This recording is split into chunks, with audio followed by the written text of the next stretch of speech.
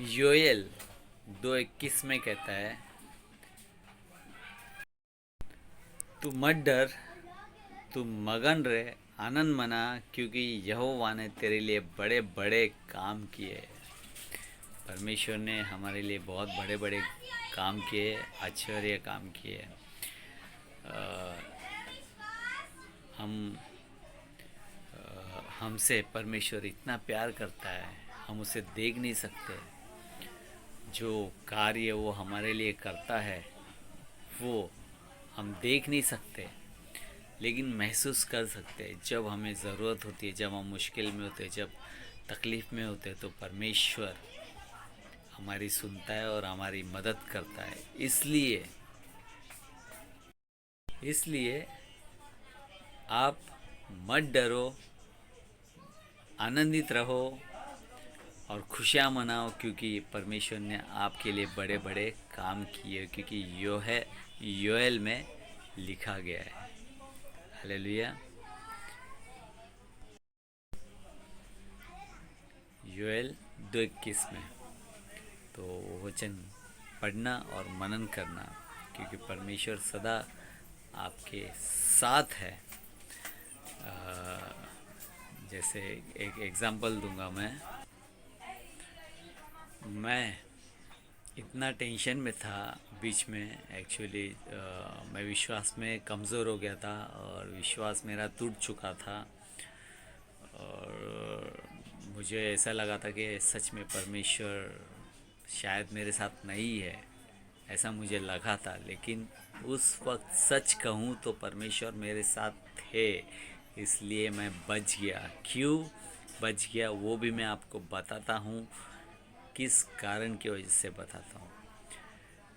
कुछ टेंशन की वजह से, कुछ डिप्रेशन की वजह से, कुछ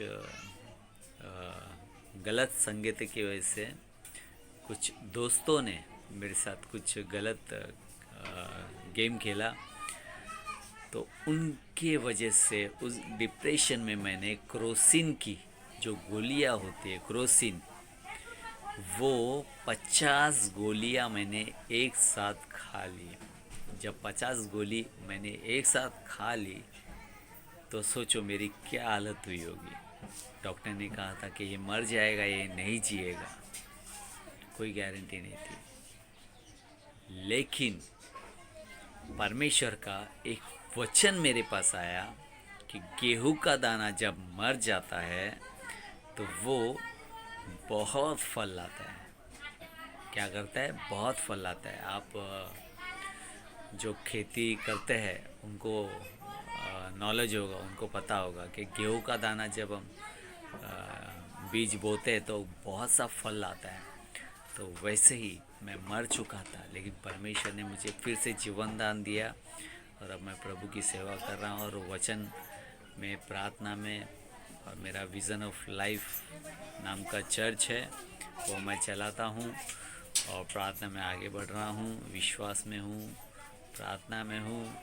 और अभी मेरा कोई फ्रेंड नहीं है, मेरा कोई दोस्त नहीं है, मुझे कोई सपोर्ट नहीं है, मेरा कोई संस्था या बाहर गांव से कोई सपोर्ट नहीं है, किसी का सपोर्ट नहीं है। केवल एक ही सपोर्ट है, वो यीशु मसीह का।